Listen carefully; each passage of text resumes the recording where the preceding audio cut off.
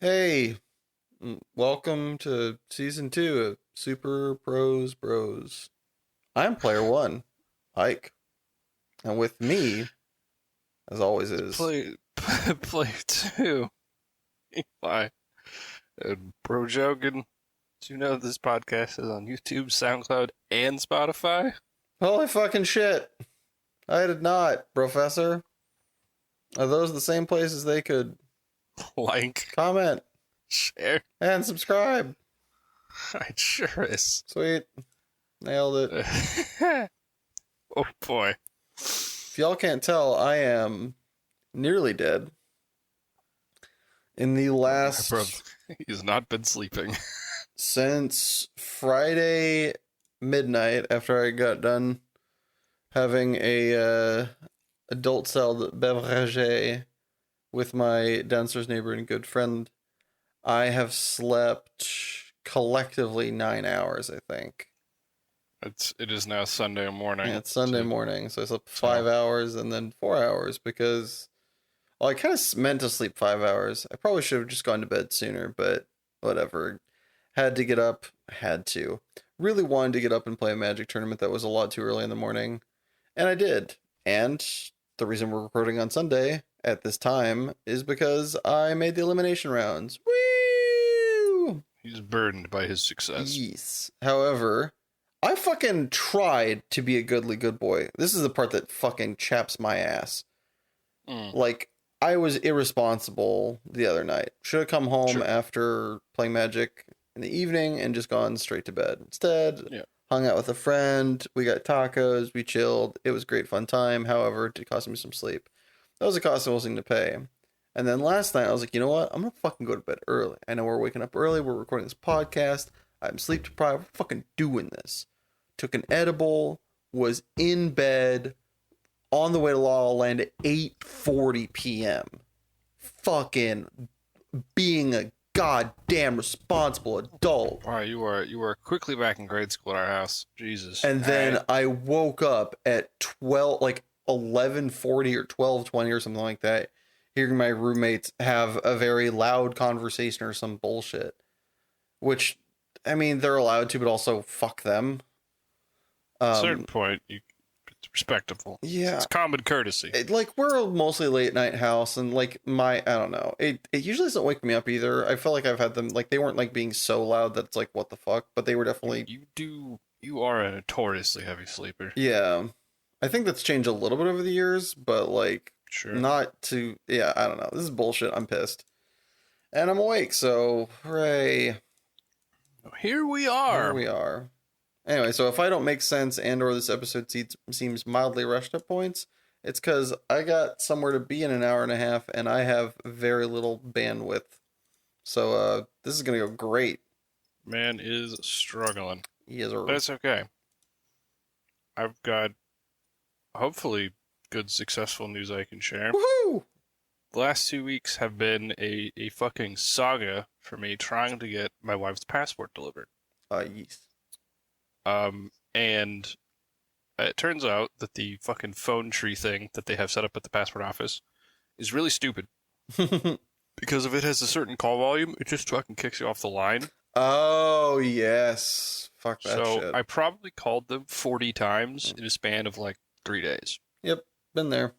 Yeah, I was getting very angry because I'm leaving for Italy at the end of this month, which is very soon, to go to my best friend's wedding, and it's going to be great. And turns out I'm traveling internationally. I want my fucking wife to come with. What a thought. Especially since we ordered our passports at the same time, and I have mine in my hot little hands right now. These aren't that small. It's not the takeaway. Okay. So the like last Thursday, so a few days ago, I finally get put on hold. I'm like, oh shit, progress. I've never been so excited to hear you're gonna be on hold for the next 90 minutes. I'm like, don't care. I'll wait. I will play this war of attrition. I didn't fucking need to. It turns out the same day the application of her status was going from in processing to shipped. Sick. So I'm just like, yes. So hopefully Monday she's your passport. Friday, we could fuck off to another continent. Woo! Gonna be dope. So, very happy. I don't have to go get lost and try and figure out where my train is in Italy alone. Thank No, I God. can do it. Listen, if you're lost alone, you're the dumb American. If you get lost with your spouse, you can at least pretend you're on an adventure. I mean, you don't have to do that much pretending. Technically Yeah. speaking, you are At on an least it's adventure. like it's way less distressing now. Yeah. One, Misery loves company. yeah, That's the takeaway. one could argue taking a trip by yourself is good. Taking a trip with your partner is great. Man, your segues might be better when you're delirious. Eh? I like it. It's actually I'll give that one a nod. Woo. For everybody scratching their heads, what we're going to talk about today is there are a lot of shows, a lot of movies, a lot of everything we've talked about that does a lot of things good.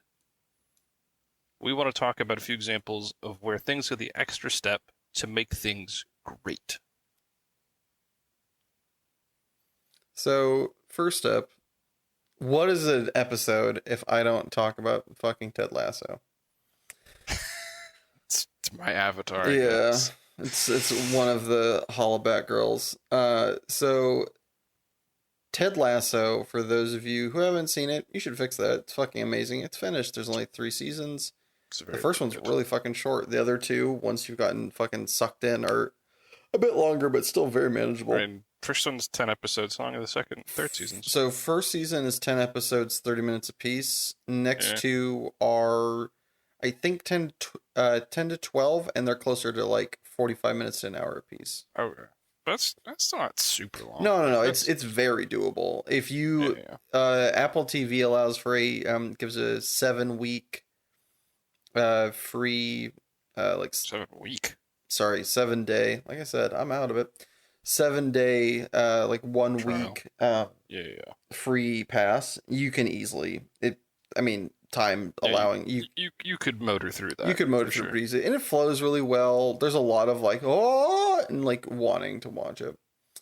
One of the things that Ted Lasso did, and some of this is trickery, the way it shows itself, it kind of gives off not sitcom-y, but like that kind of vibe of like there's definitely parts of it I would call a sitcom. Yeah, very much sitcom-y vibe, but instead of like, and they could have just done the initial pitch for the show is based off of either an ad or a throwaway gag that Jason Sudeikis did for Saturday Night Live. I don't remember which. Might have been one than the other. But it was this like American coach goes to England, fish out of water, stupidity, America bit. Yeah. And it could have just been that. And the way it was initially advertised kind of seemed like that was going to be what it was. And then they just went so above and beyond. Instead of just being a sitcom, it was the traipsing of a sitcom, but it had story. It had the element of humanity. So instead of, and this is like one of those things from the 90s, but they still do this a lot, where it's character has a problem they need fixed. The normal, I don't want to say normal adult, but like the grown up maneuver is go talk to that person and sort your shit out. Yeah, that is the mature response. It's the mature response. And in so many other sitcoms, the character finds a way to drag their feet. They miss. There's a miscommunication. It's played for hijinks and like extends that in quotes plot line for multiple episodes.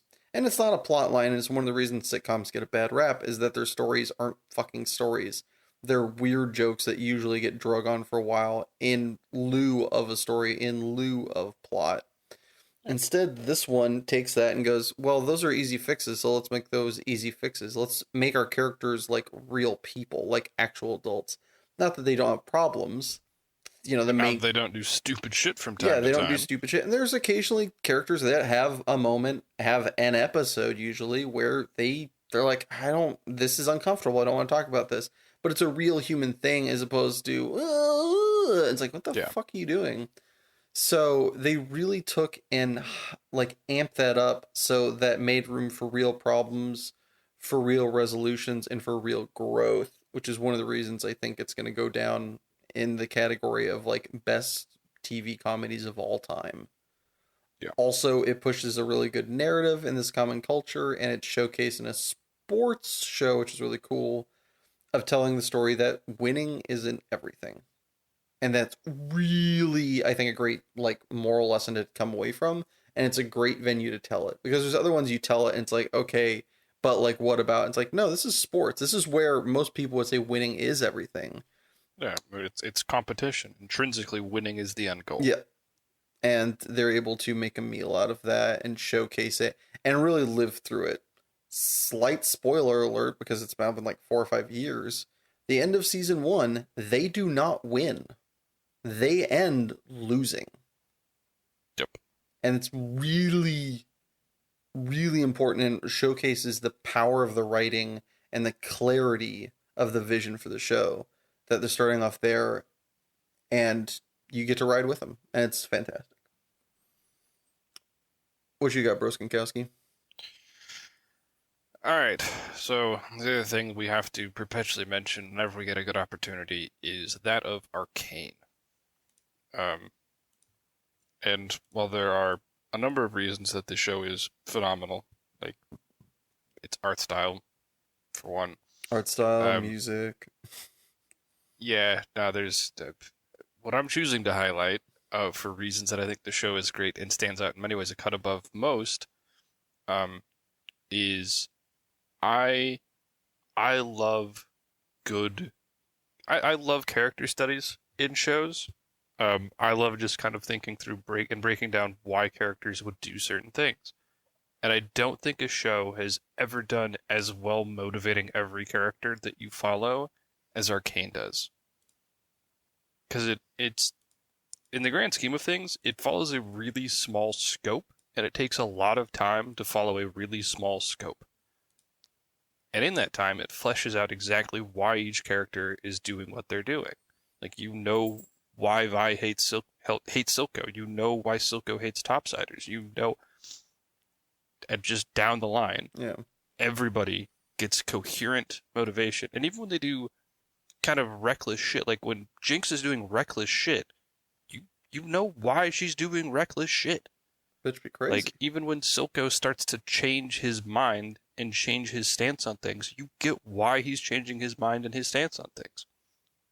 Like, you see why Jace becomes kind of harder and less idealistic and more grounded, because he's forced into the world of politics, even though he desperately doesn't want to be there. Yeah. You get why Heimerdinger is so reluctant and stagnant and unwilling to change and let progress run rampant, because he's seen it be negative and terrible and bad.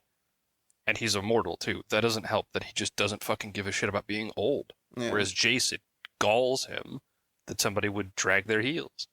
You know, it does such a good job with everybody has motivations that when they clash, it makes perfect sense. Yeah. Like, even the fucking lamest character that gets some amount of screen time is like the sheriff. You know, he's a guy who was suckered in by money and is now threatened and afraid for his family. So you get why he's doing what he's doing, for God's sake. Yeah. Like, everybody has motivations that make sense. And they're very clear, and not just, this is the right thing to do, or he is the bad guy, let's deal with him. Like, it's, this is why. It's There was a great just so perfect. There was a great video that I'm trying to remember who it was. There's this guy that has covered like infinite Arcane stuff. There's a lot you can go over. Well, there's one guy in particular that we were sharing a lot of videos, and he was just going into like, is it Schnee? I think it was. Yeah, it's well, I'll link if I can find the video. But it's Schnee, SCHNEE on YouTube, and he had this video. Like, it's such a good show that he did a character study on like effectively background character of Savika, of why she makes one decision and why a couple people were confused about it. And it's like, there's that much depth that this guy made he wasn't trying to like glean something from nothing. It was like a very relevant scene. It's a very decent question, but it's like why she chooses to not kill Silco. yeah, It's like, Yeah. why does she make this decision? It's like, well, it makes sense. And like, goes through it beat by beat and really just like, yeah, it's, Yeah. it makes sense. Yeah. Speaking of another show that writes women as far as these two cis white gendered male know as great from all other traipsings and all other feedback from women in our lives and the internet. My next show is Fleabag, where instead of having a character be a feminist in quotes and be woman on screen, they had a female. White woman, Yeah. as my wife would say. They had her be a real character who was a woman, not in this kind of like, well, she can like, she's a guy and everything else but genitalia. She is a woman through and through. Yeah. Loves, has moments where she's her own woman and other times where she is every woman. And I think that like is perfect for her character and perfect in that Phoebe Waller-Bridge is a G. Like it's definitely would recommend watching that show. It's 2 seasons, 6 episodes apiece, half an hour apiece. Show flies by. You can do it in an afternoon. I have done it in an afternoon more than once. Show's busted. So fucking good. But it does this great thing that American cinema cannot seem to fucking figure out by and large, which is how to do 3 things at the same time.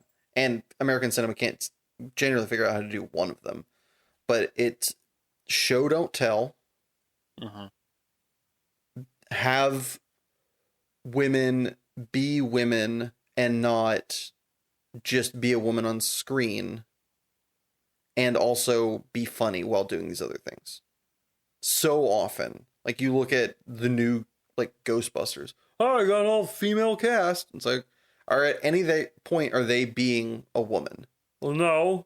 Why? Because they're written by guys, and it's just bad. It's just I'm gonna butcher this word. It's tokenry. There's a better way to say that. Tokenism?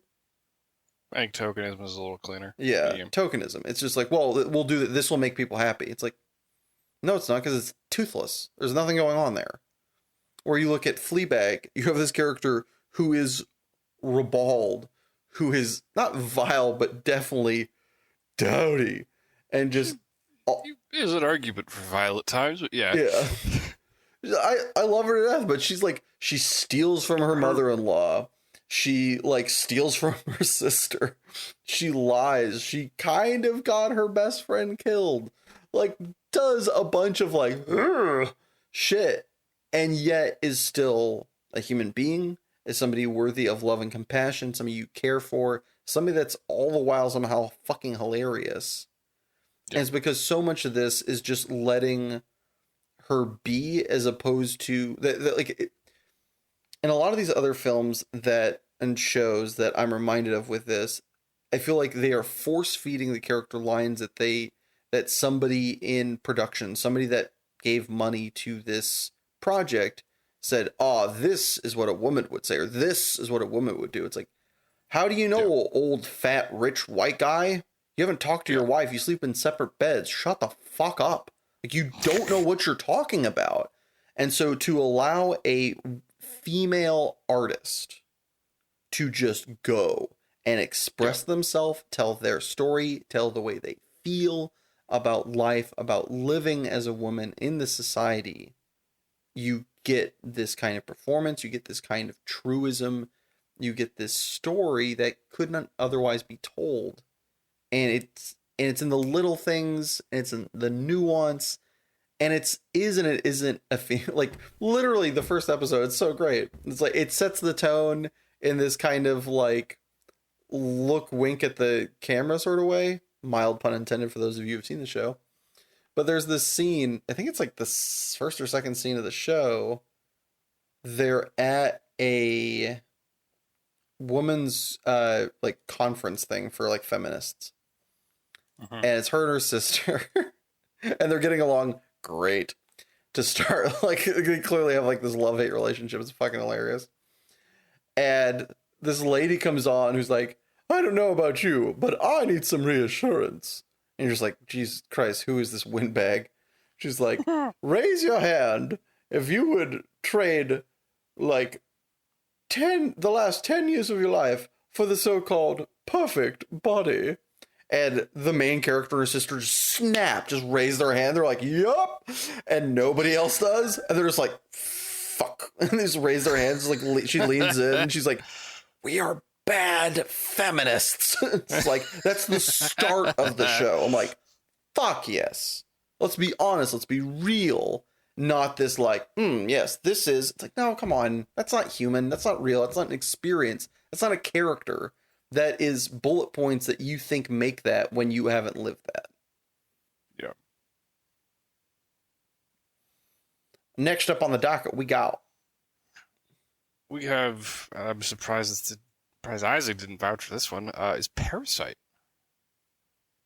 Dude, I'm half in the bag. I also, when I was looking at this, Sure. I thought you meant the anime initially. But yes, you are absolutely right with where you're going. No, on this one. listen. I like Parasite the Maxim. It's a good show. It's not a great show. It's good. Parasite, the film by the director who's Bong Joon-ho.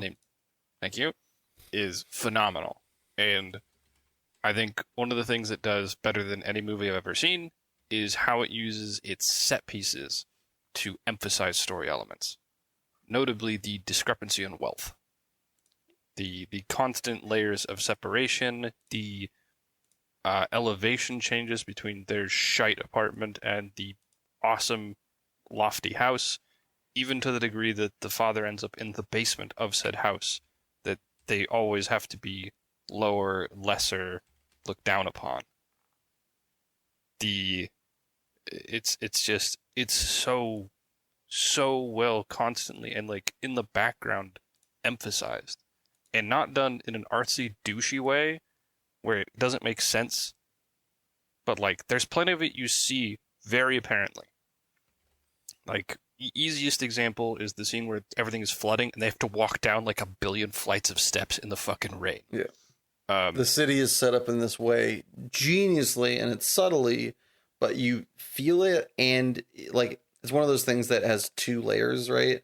You subtly feel it without even thinking about it. Yeah, and then like when you go back and the house is up a hill, up a staircase in this dope sequestered yard. Yeah.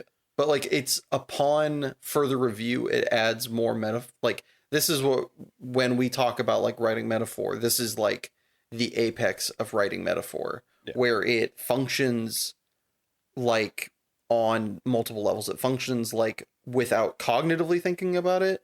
And then if you think about it, it functions again.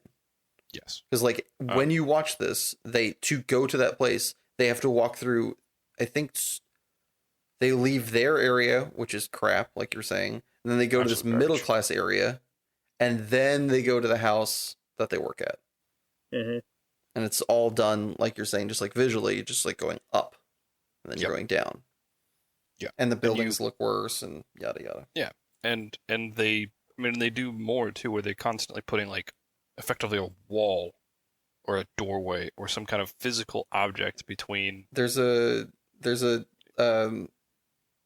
video essay by Thomas Flight that I'm putting in here, where he breaks down and looks at all the different times that they do this visually, and it's really subtle. And I watched this movie actively in film school, and I rewatched and saw this video essay, and it blew my fucking socks off. The amount of times he just subtly puts a literal like line on the screen between the two families. Yeah, it's just like, you fucking brilliant bastard. What the fuck? There is a constant, and it's the whole theme of the film is this division between the rich and the poor, and the way it stands out, and it's constantly emphasized in so many excellent ways, and it's never done in a way that detracts from the film or again screams with this artsy nonsense that it feels forced or hackneyed or rammed down your throat. Nothing. No, it's just part of the set piece. And it's so perfectly done to emphasize and exaggerate and not detract or distract. Yeah. It is so perfect. It functions as a set piece. It looks beautiful, just visually stunning, but Yeah, at no and point it's calls attention to itself. no, and it fits perfectly in line with the story that is established that and the story that has its own merit and runs on its own without the set piece adding to it. Like they didn't need to do that. Yeah. It would have been a good movie without the extra little emphasis and extra notes. It still probably would have been a great movie because the character performances are fucking outstanding. Um, you know, but like it's just one more thing where it's like that would have been good. This is great. Yeah. Yeah, Unfucking believable. It's so fucking good. it really was. What is next? You know, usually the good guys win. Kind of a staple, if you will. It's true. However, don't gotta be that way. And for It doesn't. it doesn't. Uh, and one of the, it's not the necessarily the best showcasing, but it was one of the times where people did not see it coming. They just blindsided everyone. The original Star Wars, A New Hope, is cookie cutter hero's journey. Very classic, you know, good guy comes from nothing, raises against all odds, thrown into this new universe, saves the world, gets the girl. Ta-da! The next one up, they really rolled up their sleeves and decided that, you know, let's kind of fight against this stereotypical, everything's going to be okay, you know, idea. Yep. And they ended it with the bad guys winning, you know, Han Solo's frozen in carbonite. You know, Luke loses a hand. They have to run away. It's like, you can do that. And it was a great, I think that's probably one of the earlier movies I saw. And for a lot of people, it's like the one that kind of stands out. It's like, wait, what? It's like, yeah. Hold on a minute. Bad guys won. Deal with it. Like, they end up coming back, you know, I think it ended up, at the time it was like 3 years later and, you know, reversing the fortune, but it's like, doesn't always have to be that way. Bad guys can win, and it makes a good story, and you can still leave feeling satisfied as a viewer.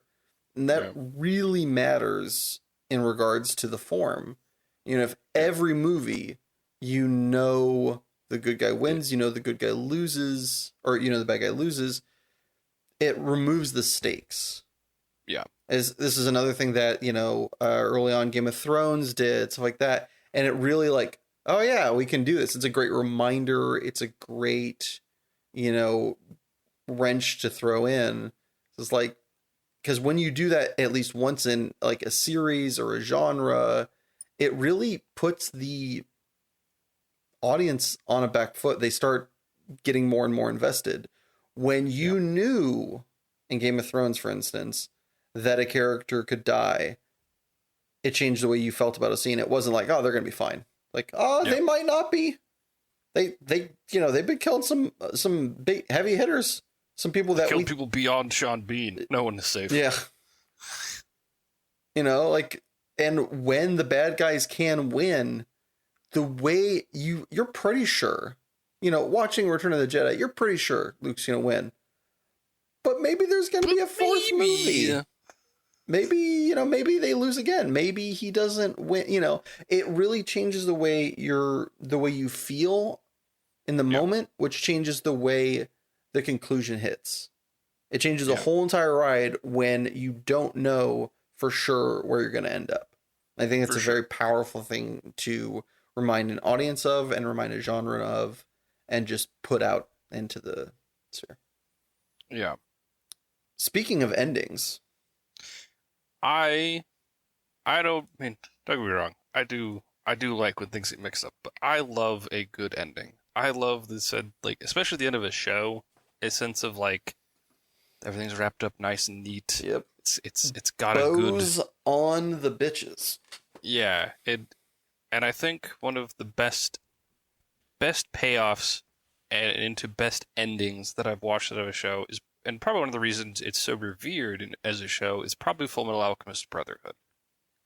It has such a phenomenal ending, and in many ways, you kind of know what's coming, and that's not a bad thing. I don't think you have to constantly be trying to pull the wool over somebody or hit him with the Uno reverse card at the end. Like, there is something good about having this constant foreshadowing and then having it pay off and getting the satisfaction of, yes, I've been waiting for this. And I think it does it very well. And it ends with the initial conflict and problem that kind of kicked off the whole thing, which is they want they want Alphonse's body back. I'm sorry. Yeah, no, Alphonse's body back. But they also take the time to resolve so many little story threads and side plots for so many people that you've met along the way. And they kind of effectively clear out this older, corrupt generation, and you get to see the next, like, effectively regime of politics being kicked off by the idealists who have been working their way in the whole time. They've been inadvertently helping. You get to see what's left of, it even kind of gives this little nod towards Pride trying to be a human kid, even though it's a fucking monster that's been effectively reborn. Yeah. And it gives everybody the last little nod. And I think one of the great little things that gives just a bunch of photos at the end, basically as credits are rolling, to kind of show where people go. And it just leaves you with this wonderful sense of satisfaction. It's like nothing feels unanswered. Yeah. When you can check all the boxes, it is just lovely. Yeah. And the show really earned it too. Like, yeah. There's plenty of shows that do it and it's fine. I don't begrudge any show that does that by and large. But that one had put its characters through so much hell for so long. And for it to not like wrap that way, I think would have been a great disservice. And the way they did it was so seamless and perfect, where everybody got. In many ways, like some of the characters who you want to be there are gone too. Yep. Like the getting to this happy ending was not without cost. Mm-hmm. Like it's not just it's a freebie. Everybody like, no, listen, Mustang is dead as fuck. Like, there was, and I do appreciate that, like, Ed's dad is also gone too. Mm-hmm. Like he just kind of dies in a field because his job is done. Yeah. Like it's so good. I'm gonna stop rambling. What's next? One of the coolest things that you can do in film, especially in comedies, is to mix and not have it only be a verbal and a physical joke, but have it be both. One of the best places you can see this, for me, is pick a movie from Edgar Wright. I'm a huge Edgar Wright fan. I think he's one of the most underrated, just kind of auteur cinema guys, especially out of Britain at the moment, where he does these zany things that also have so much genius. So that same guy beat him to death with a black rubber dildo, right? No, that's you think of that's Lock, Stock, and Two Smoking Barrels. That's Guy Ritchie. Oh, thank you. Yep. Yep. No, Guy Ritchie's great as well. No, Edgar Wright's Shaun of the Dead, right? Edgar Wright's Shaun of the Dead. Okay, He's Scott Pilgrim versus the World. He's right. Okay, I'm here. I'm here with you. Yep. We're good. So one of the things that he does, and there's a video from the no longer creating product or creating content channel, but one of my all-time loves, Every Frame of Painting. And he made this video talking about how American cinema, by and large, when they do comedy, it's all verbal. Not that that's bad, but that they're missing out on like the value. And so much of what Edgar Wright does is kind of mixes the two. And I'll leave all the great bits to be watched. You just click on the link that'll be listed below and enjoy. It's a fantastic video about a fantastic man. And one of the other things that he does is that there's background value. It doesn't, like we were saying earlier, it doesn't call attention to itself, but it's a kind of a nice little Easter egg that you get to see later on. It has play. It lets you know something's coming, but it's not necessary, but it's added. It's a very great added value. Another place, as I'm saying this, that I realize that you can also find this is the extraordinarily unappreciated, I believe it's Police Squad. Is that what it was called? Yeah, so there was an American TV series called Police Squad with an exclamation point at the end of it. I think it ran for Okay, like a season, if that. sure. Later on, they made the Naked Gun series starring the same Leslie Nielsen that had starred the TV show, and they made like three or four of those.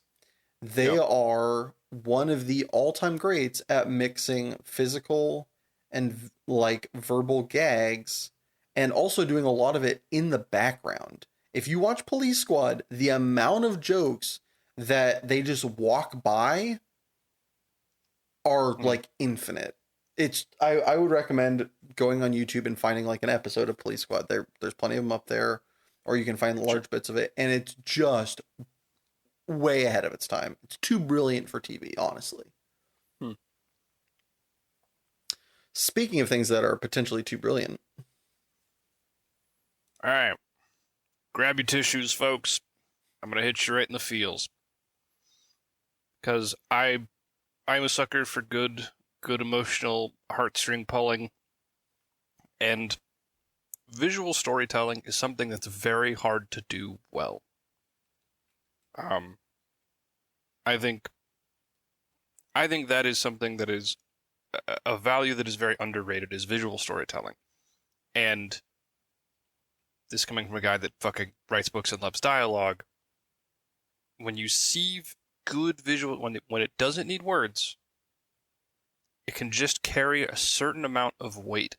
And in like watching with other people, because there can be no mistake in the language. There can be like you need no kind of common communication to understand what you're watching. And there is a power in that that is really hard to nail. And Up does it so fucking well. The first 7 minutes of Up, you could put fucking hardened criminals in front of it. They're probably crying at the end.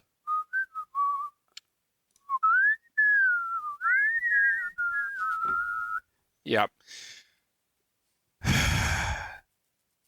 It's I think that is a masterclass in just great visual storytelling. You just get to watch their life together. yep. And both some of the high highs and some of the low lows. And the way they use music for it too is exceptional. Yeah. Um, but like, I mean, it just even the trying to have a kid and the panning by the doctor's office, Yep. everyone knows.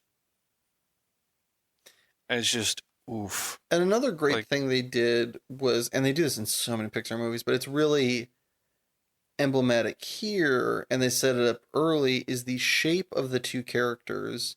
You can see whose is what, and like you can see who wants what and whose item is what based on its yeah, shape. The things that are circular are hers, the things that are square are his. It's also endemic of his personality. You know, yeah, he's got sharp edges. He's very, he's a blockhead, if you will. And there's all these little things, and it plays with the characters, and you can see, all that happened. That 7 minutes tells a whole entire story with nuance, yeah, explanations.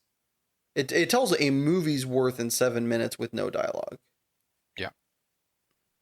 And I think the heaviest part about it is the fact that it hits the low lows of life as well, Mm-hmm. which is I think in many ways it makes it stand out. It's not just a highlight reel too. It's a complete reel.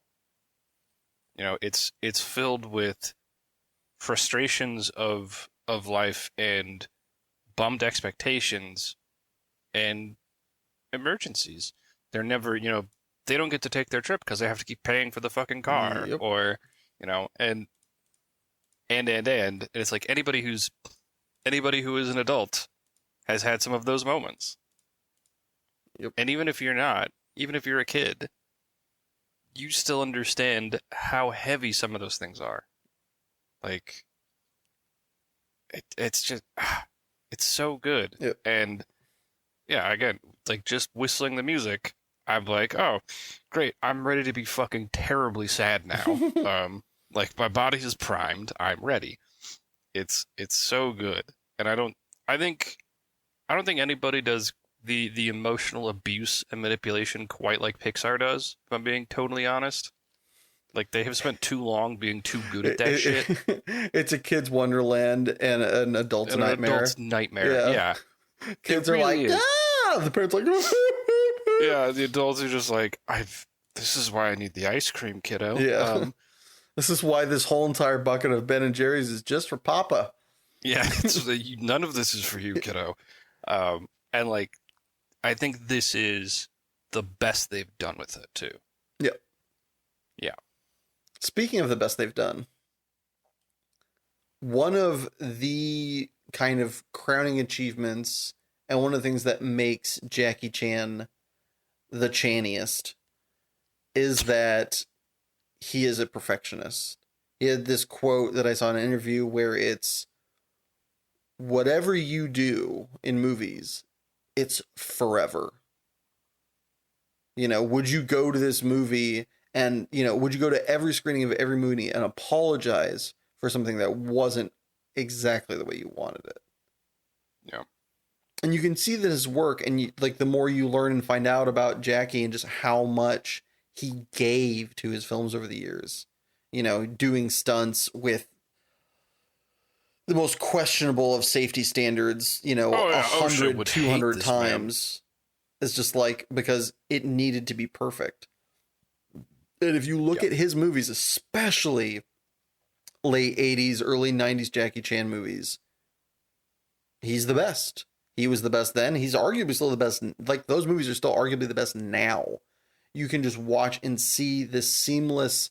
Somebody kind of compared it to like a mix between like traditional Chinese like dancing and what's that, like the fight performances you'll see where people like use like swords or sticks and stuff like that. You talking like katas? Yeah, but like when they do like whole entire like routines, like it looks like it's a fight, and they're like, but they've like it's clearly mapped out like a dance. Is there a term for that?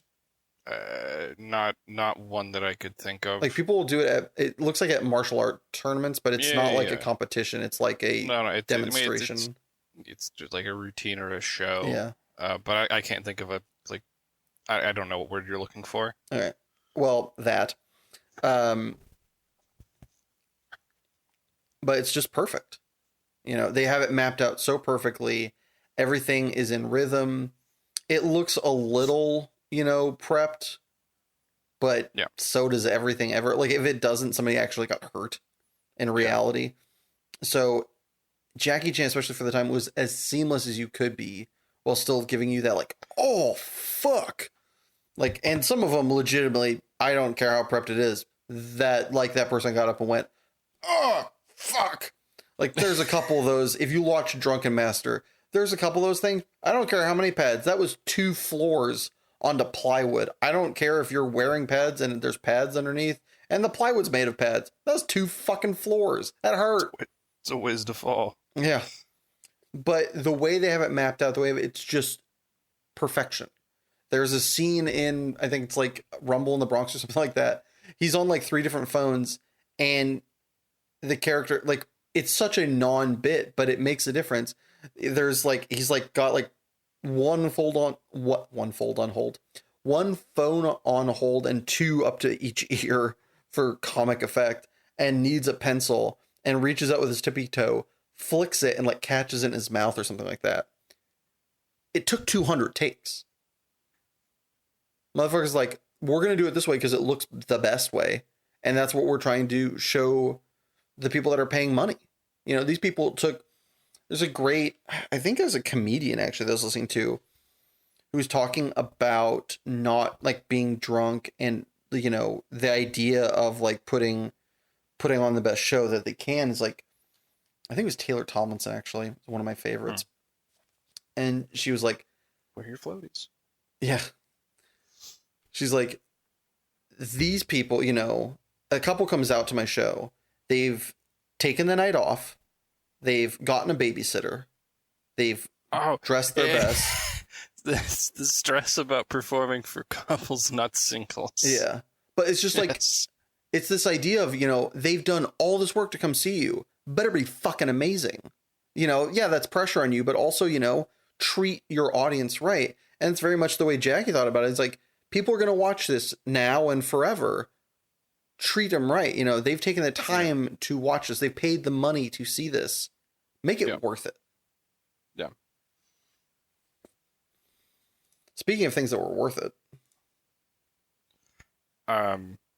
Similar to how much Jackie demanded from choreography and from making it look visually right, there is something to be said about how awesome practical effects are.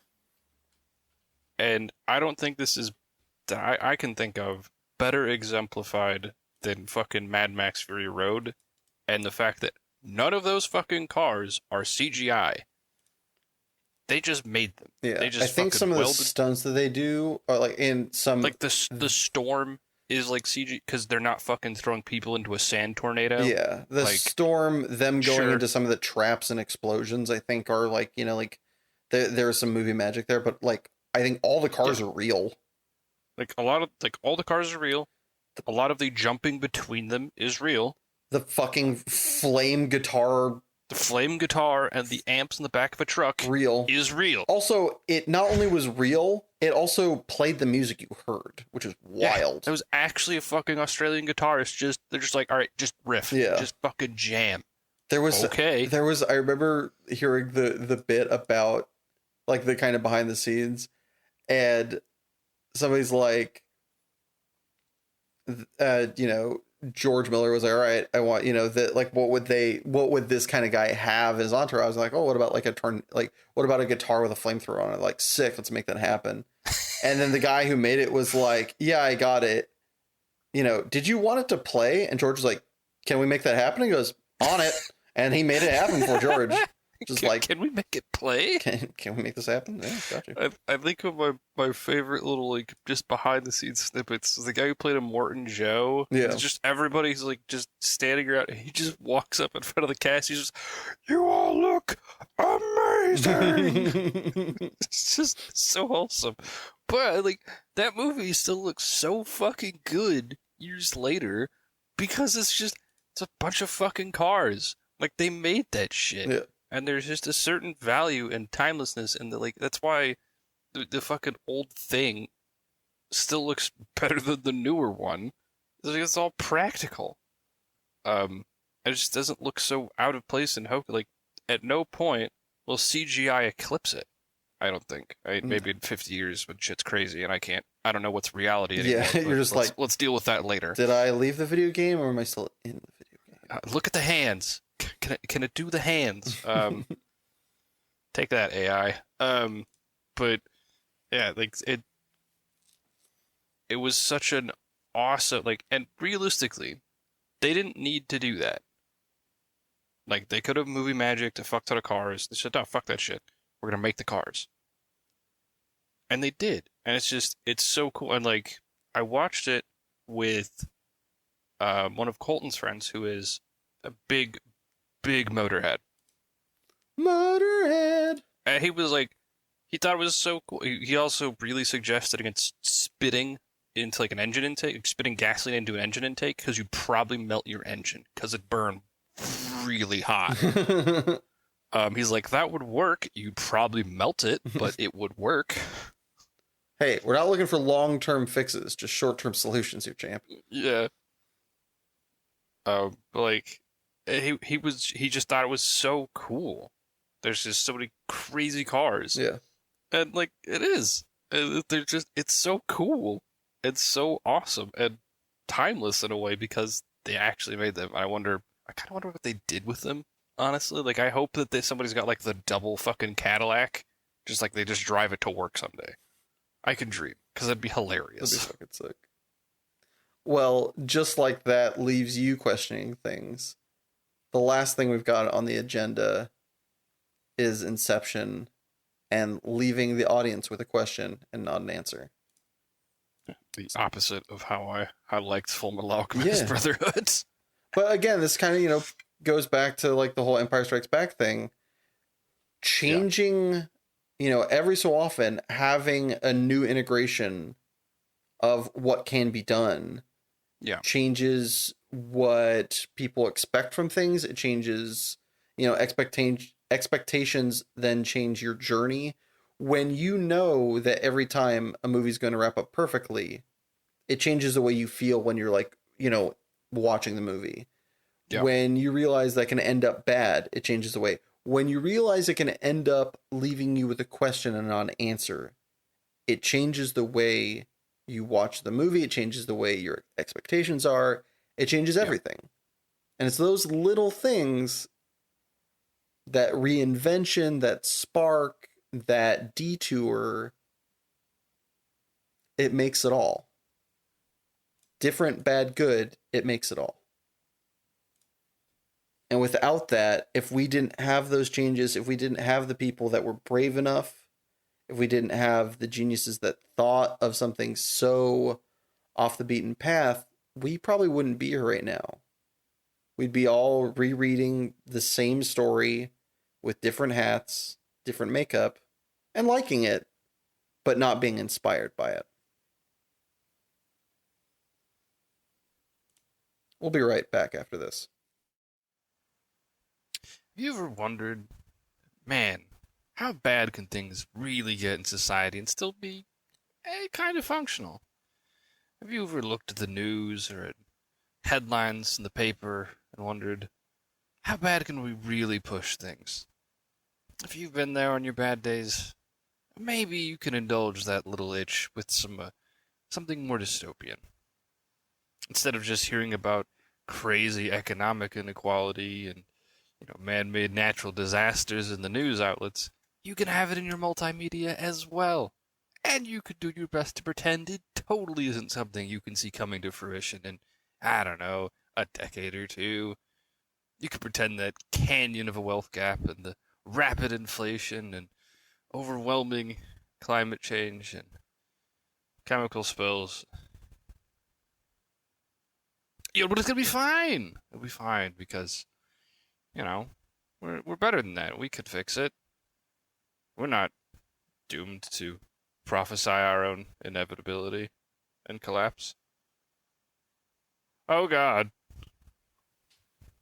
Welcome back, everybody!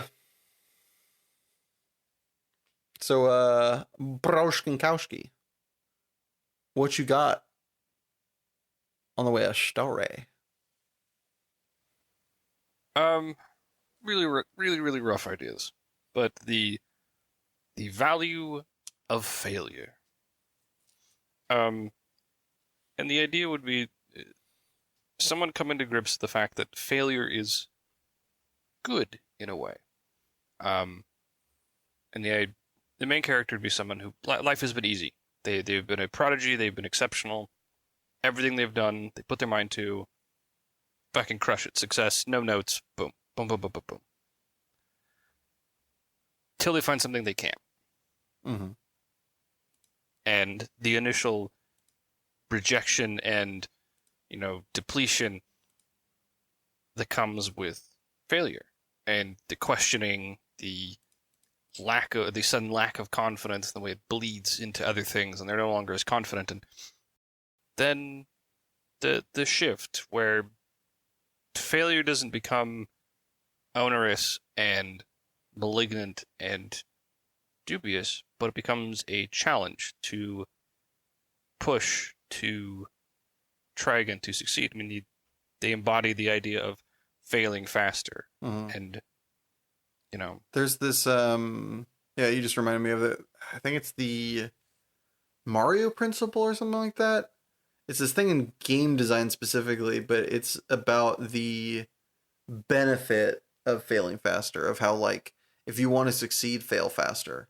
And Yep. like that being the way to, increase your success output is not trying to like make something perfect, but make it, break it, rinse, repeat. Yeah. I mean, that was a, what is the channel? Because I know I sent you that. TED Talk? Not a TED Talk. Oh, sorry There about was that. it's a thing it's a channel that does a bunch of stuff around game design. Okay. And that was one of the first videos I saw from them that got kind of pushed towards me. Was the idea of failing faster. And so basically, making a story that follows somebody who has to live through that and go where failing initially becomes a cause of grief to a source of inspiration. And how it would shift their life, no longer just doing what they're competent in, but instead actively seeking something they can fail into to grow. Mm. Despite having, any number of things they could just go do by default and be easy. Mm-hmm. They want the thing that's hard at a certain point. That would likely be where it ends, is the paradigm shift of I can avoid this to I want to embrace this. That's lovely, man. Thank you. Again, like I said, super rough sketch. It's got a great visage though. It's cloudy, sure, but got good weight, got good color. Big fan. So what do you got? What's cooking up? Why, I never thought you'd ask. So I have these two characters. They don't necessarily need to be connected, but they're two characters that have been kind of sitting around my brain. Brief aside, I have been off for 2 weeks and written fuck all, which I'm embarrassed about, to the point where I literally I'm grasping at straws of how to fucking fix that shit. So if you have any ideas on how you have been able to get yourself to write, message us at superprosbros@gmail.com or at Twitter at likeikes. I am open to any and all ideas. I literally uninstalled the game that I play the most because I play it too much. So I was like, I need less distraction. So hopefully this fucking helps. That was yesterday, so fucking don't know. But give yourself a psychiatric trigger. Say again? You could give yourself like a psychiatric trigger. Basically, if you do one thing and you keep doing it with the same thing long enough, it becomes kind of a cause and effect. It's Pavlovian conditioning. It's like ring the bell, the dog salivates. Yeah. So if you take a specific song, you're like, I'm gonna start writing to this song. So to get yourself kind of in the zone, you just play that song. Interesting. Okay. By the way, random fun fact, or at least I find it fun. Pavlov actually didn't use bells. That was he initially started with bells, but they didn't last a week because they annoyed him. And he's like, "Fuck this shit!" And like, I don't remember what he went to, but it wasn't. He didn't use bells. It's kind of fun. Just like Dad, our father, who is retired, like working his last day as of today. Congratulations, Papa Burr. Likes to point out that the guys at Jamestown didn't use Kool-Aid like everybody likes to Flavor Aid. Say they used Flavor Aid. Anyway, cool. I will try that out and let you guys know how that works. So I have two characters that I've been kind of mulling over for a while. I'm gonna call it the pig and the psycho.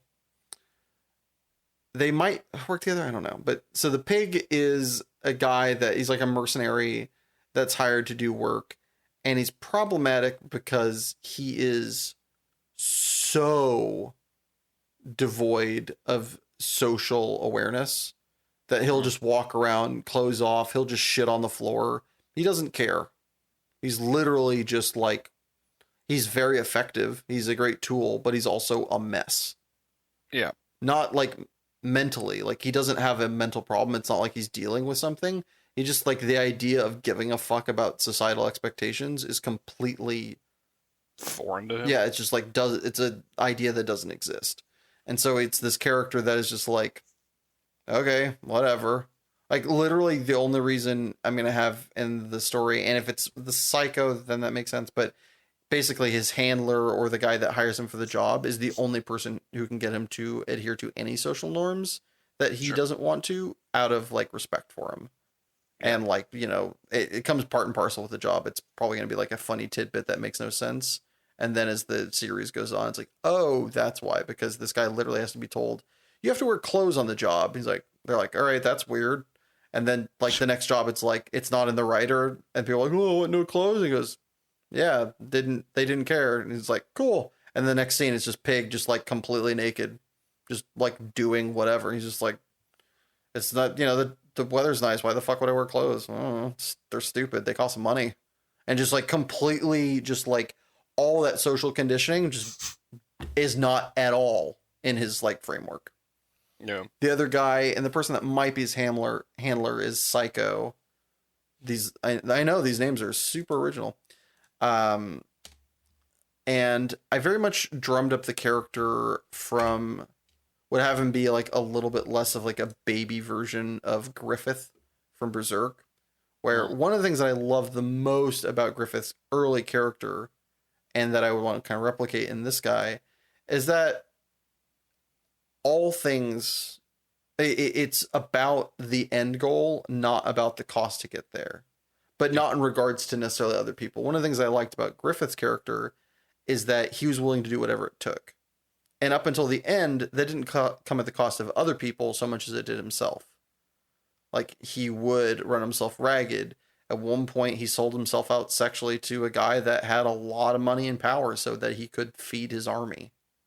yeah, So, very much have Psycho just being like, kind of being this, the idea of they're like, because you see one of the things you see in a lot of these things is like, kiss my boot, and the other guy's like, I can't do it, and then goes on this, does this thing that costs life, costs time, and yeah, eventually has to either concede or overcome this. But to have the character like, kiss my boot, and the guy's like, yeah, okay. And they're like, wait, what? And he's like, yeah, I don't fucking care. Like, I have no pride. This doesn't exist. I am all about the end goal. I could give a fuck what I have to do to get there. Like, yeah, degrade myself, that's not a thing. Can't degrade something that doesn't believe, like, not that it doesn't believe it has value, but the idea of somebody else's perception of them lessening their own value is just like not a thing. They're yeah, just like somewhere between so crazy and so well adjusted that it's just completely just like water off a duck's back. Just bloop. Like, all right, now what? They're like, so don't know what story, kind of know their relative line of work, don't know if they'd be connected, but been ruminating around the old noggin. Thought I'd share. Speaking of sharing things, So, in case you've lived under a rock, eh? eh, so there is future. They are bringing back Futurama for at least a season or two, Woohoo! starting next, like basically in almost exactly a month. And so Artemis and I thought it'd be kind of fun to go rewatch a lot of the old Futurama. It still fucking holds up. Oh yeah, This shit is still slaps. hilarious. Um, so if somehow you haven't seen it, what I think is Matt Groening's best show, Yep. go watch it. Like it's just funny. Like I'm, yeah. Like and we noted one thing that we hope they kind of bring up in the show. There's an episode where like Kif has kids. Oh, interesting. Well, they mentioned that in 20 years they'll be ready to swim to shore. Has it been 20 years? That episode came out in 2003. Oh, baby. So like, oh come on, One time, please. baby. Yeah. Well, What about you? What would you recommend for the people this week? I just finished the most recent season of Rick and Morty, which thankfully did a lot better. I love seasons 2 through 4. They are some of my favorite seasons of any TV show. I think Rick and Morty was very much in their prime then. Season 5 for me was a big whiff sandwich. Not a fan. Had a couple moments, by and large, it was just. Luckily, season 6 was considerably better. Wasn't as good as 2, 3, 4 in my opinion, but it was very much more a return to form.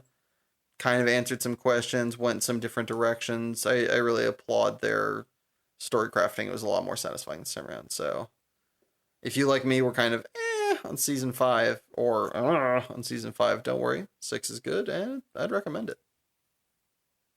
Speaking of other things I'd recommend, Chop off your dick and throw it into the sun. yep, that nice. I'm glad you too have watched it. That episode.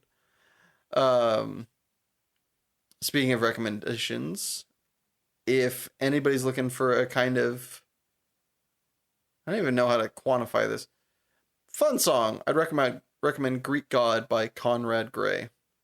Friend played it on Way Back from a Trip recently, and it was very soft and soothing banger. It's got some very poignant words, but great tune overall, and yeah, 10 out of 10 would recommend. Anything you want to Alright. recommend before we close this puppy out? Song, Music-wise, nothing comes to game. mind. So since no, I guess that is going to be our episode. Thank you everyone for tuning in. If you enjoyed, please feel free to Like, comment, share, and subscribe. but don't forget, new episodes of Super Pros Bros come out the first and third Saturday of every month. Bye. Bye.